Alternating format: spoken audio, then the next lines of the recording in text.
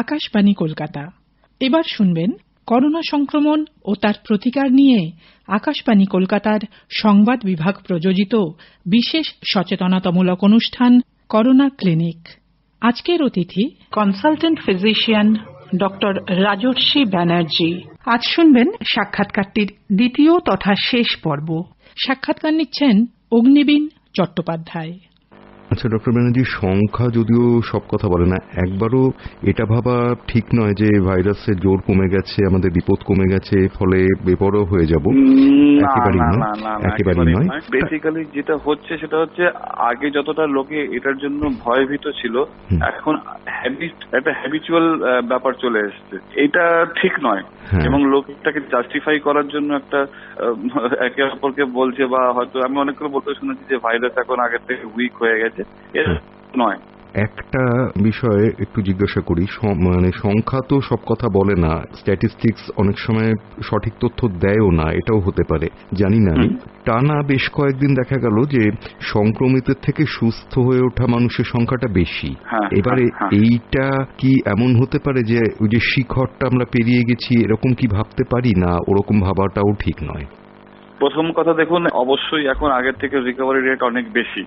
তো আমরা অ্যাকচুয়ালি আস্তে আস্তে হার্ড ইমিউনিটির দিকে এগিয়ে যাচ্ছি। হার্ড ইমিউনিটির ব্যাপারটা হচ্ছে অনেকটা মানে লেম্যানস ভার্সন, যে যেই ইনফেকশনটা বহুদিন ধরে একটা পপুলেশনের মোর দেন 50% হয়ে গেছে বা 50% একটু কম, এবং সবাই সহনশীল হয়ে গেছে। মানে ধরুন প্রতি বছরই হয়তো বা শীতকালে একবার করে সর্দি কাশি হলো, কিন্তু আপনার তার জন্য কিন্তু সেরকম কিছু হয় না। আপনি হয়তো ডাক্তারের কাছে গেলেন, কিছু প্যারাসিটামল খেলেন, কিছু ওষুধ খেলেন, তাদের 2-3 দিন পরে ঠিক হয়ে গেল। তো এইটা এখন হচ্ছে এবং আগে যত টেস্ট হচ্ছিল তার থেকে বেশি এখন টেস্ট হচ্ছে।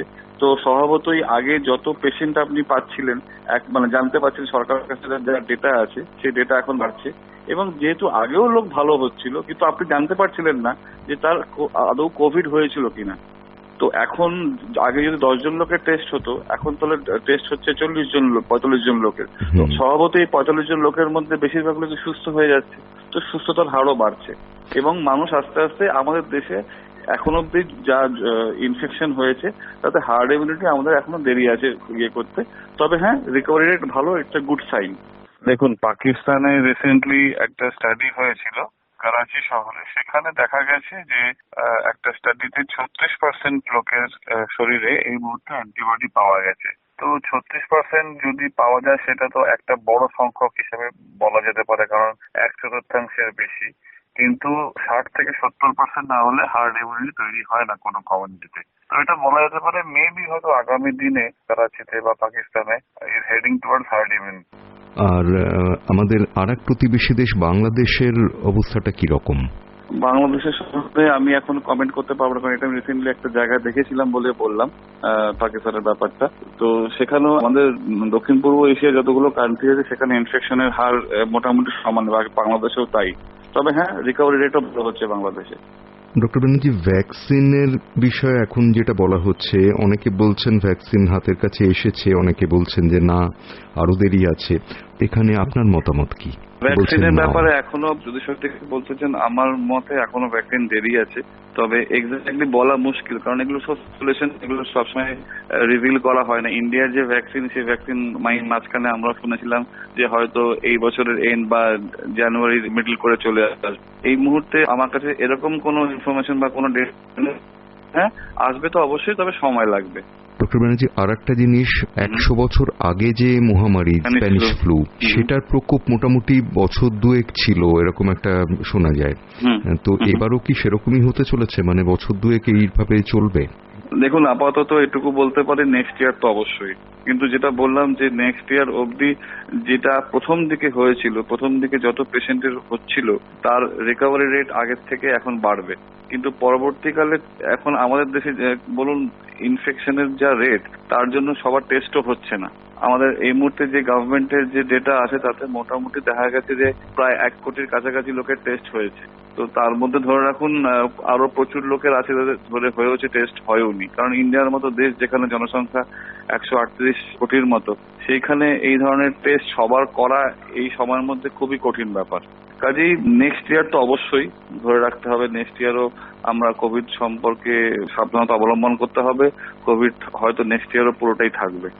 সাধারণভাবে মানুষকে সচেতন করার অনেক চেষ্টা তো সরকারি তরফ থেকেও হয়েছে, চিকিৎসকরাও বলেছেন, নানান সংস্থাও এই রকম বার্তা দিয়ে চলেছে।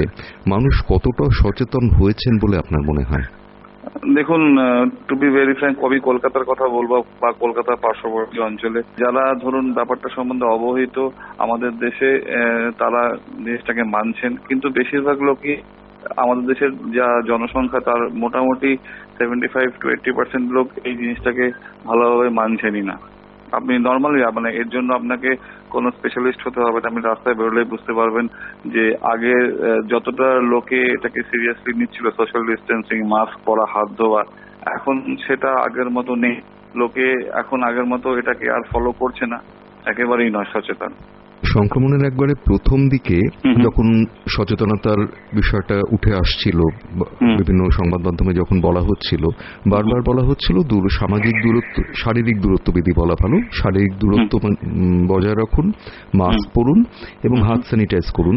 তার পাশাপাশি বলা হচ্ছিল বাজার থেকে কোনো জিনিসপত্র কিনে আনলে বা বাইরে থেকে কোনো জিনিস বাড়িতে এলে সেটাকে স্যানিটাইজ করুন।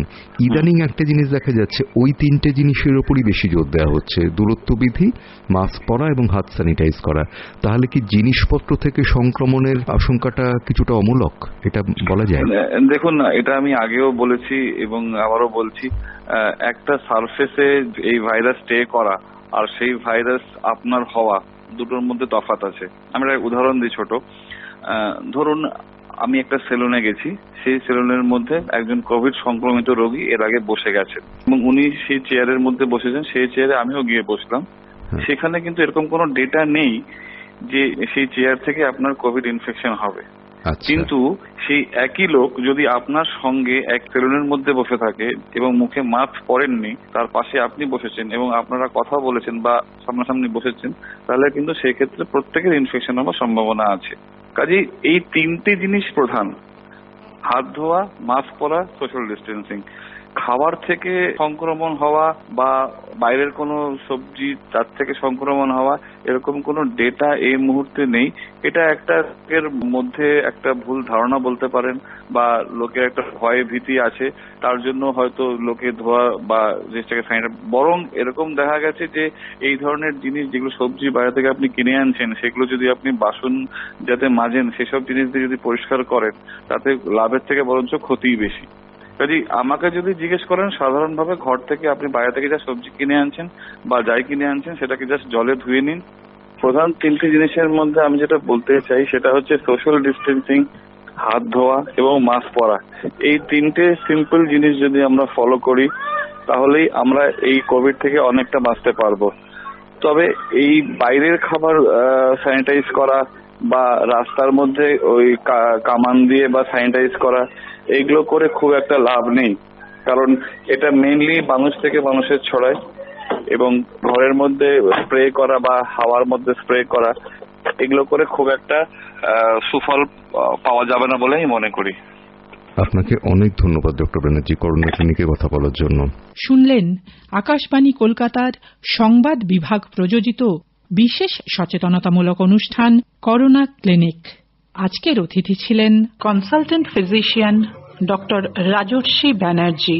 শুনলেন সাক্ষাৎকারটির দ্বিতীয় তথা শেষ পর্ব।